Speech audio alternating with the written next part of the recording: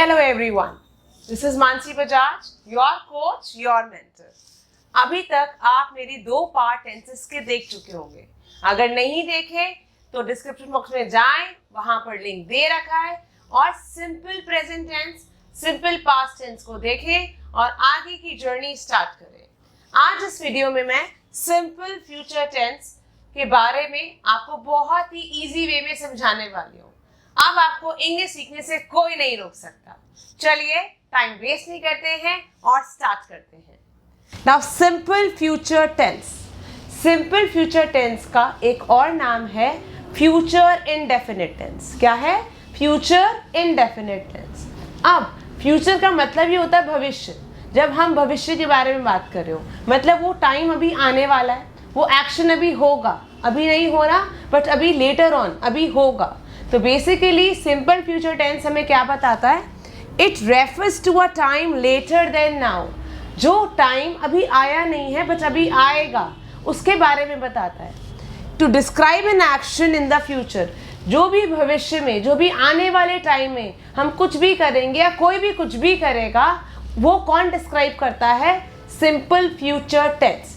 Simple future tense में will का इस्तेमाल बहुत बहुत इम्पॉर्टेंट है और विल के साथ सिर्फ वर्ब की फर्स्ट फॉर्म हम यूज़ करते हैं. Now when there is no plan or decision to do something before we speak, we make decisions spontaneously at the time of speaking. For example, हम सब लोग डिनर पर बैठे हैं और एकदम से प्लान बना, यार कल इंडिया गेट जाएंगे चुस्की खाने. तो स्पॉन्टेनियसली बना ना, कुछ प्लान नहीं था, आपने एकदम से डिसीजन लिया, स्पॉन्टेनियसली एकदम से बोला कि कल जाएंगे. तो अभी आप जाओगे तो वो फ्यूचर हुआ.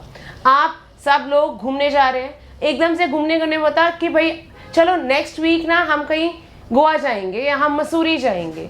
तो जब आप कुछ भी, कोई भी डिसीजन एकदम से स्पॉन्टेनियसली सोचा कि यार ये करेंगे, तो वहाँ पर भी हम सिंपल फ्यूचर टेंस का इस्तेमाल करते हैं. चलिए आए कुछ एग्जाम्पल्स भी देखते हैं और एक बारी मैं आपको इसको हिंदी में भी समझाती हूँ. जब किसी कार्य या घटना की भविष्य में होने की जानकारी होती है, कार्य मतलब आपका कोई भी एक्शन, घटना मतलब कोई भी ऐसा इंसिडेंट, कोई इवेंट, कुछ भी जो होने वाला है, भविष्य मीन्स फ्यूचर में होने वाला है, वो आपको इसके बारे में इन्फॉर्म करते हैं. तो इसको हम क्या बोलते हैं? Simple future tense. चले एग्जाम्पल्स देखते हैं. नेहा कल दिल्ली जाएगी. कल जाएगी ना, तो वो अभी टाइम आएगा. Neha will go to Delhi. मैंने बताया विल और वर्ब की फर्स्ट फॉर्म. वर्ब की फर्स्ट फॉर्म है go. Neha will go to Delhi tomorrow. Raju रविवार को अपने नाना जी से मिलेगा. Raju will meet his maternal. नाना जी मम्मी के पापा है ना, तो मम्मी के पापा को क्या बोलते हैं? Maternal grandfather. ठीक है, तो Raju will meet his maternal grandfather on Sunday. मैं एक नई भाषा सीखूंगी. I will learn a new language. Meena खाना खाएगी. Meena will eat her food. वह बाजार जाएगी. She will go to the market. तो ये सारे कार्य, ये सारे एक्शन अभी होंगे, तो ये हमें कौन बताएगा? Simple future tense. चलिए आप सिंपल फ्यूचर टेंस के सारे स्ट्रक्चर सीखते हैं. बहुत इजी हैं, फटाफट से सीखेंगे और इंग्लिश में बोलना स्टार्ट करेंगे. चलिए, अगर कोई भी स्ट्रक्चर पॉजिटिव हो, फॉर एग्जाम्पल मैं खाना खाऊंगी, मैं घूमने जाऊंगी, तो जो चीज़ हो रही है पॉजिटिव हो रही है, जो हाँ में हो रही है, उसको हम बोलते हैं पॉजिटिव. उसका स्ट्रक्चर क्या है? सब्जेक्ट प्लस विल और shall, verb first form plus object. For example she will go to the market. वो बाजार जाएगी. सब्जेक्ट हो गया शी. मैंने बताया सब्जेक्ट सिंगुलर है या प्लूरल है आपके पास, आप यूज विल ही करोगे.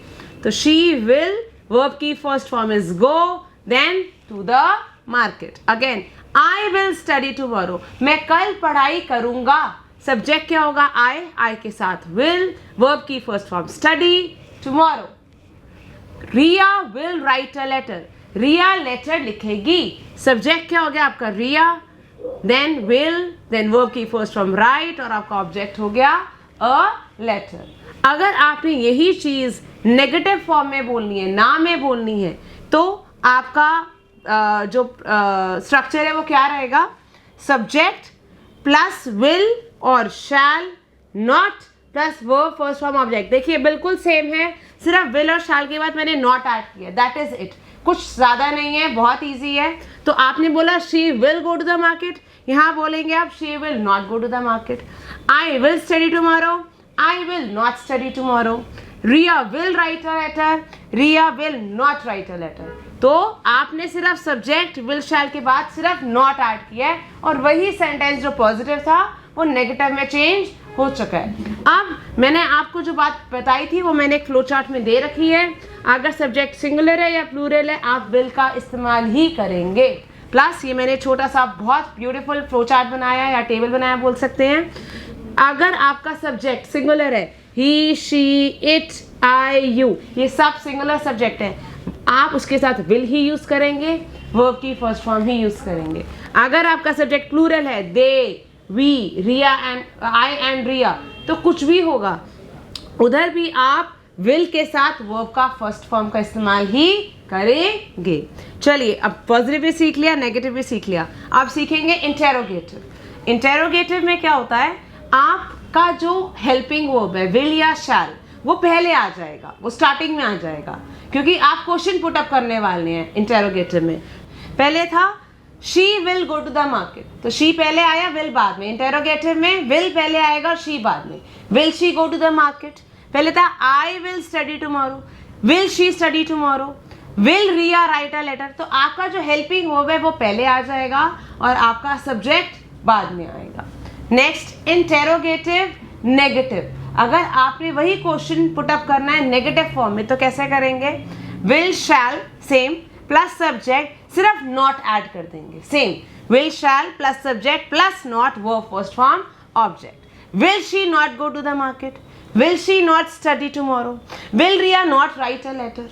नाउ अब कुछ कॉन्ट्रैक्शंस होती है, contraction mean short forms. For example I will को आई बोल सकते हैं, यू विल को यू विल बोल सकते हैं, वी विल को विल बोल सकते हैं, शी विल को शील बोल सकते हैं, आई विल नॉट को I won't, I shall not को I shan't, I will he will not को he won't and they will not को दे वोंट। चलिए अब आपके सारे रूल्स क्लियर हो चुके हैं। सिंपल फ्यूचर टेंस का कॉन्सेप्ट मैंने बहुत ही इजी वे में क्लियर कर दिया है। स्टिल आपको कोई भी क्वेरी हो कमेंट करें। Thank you.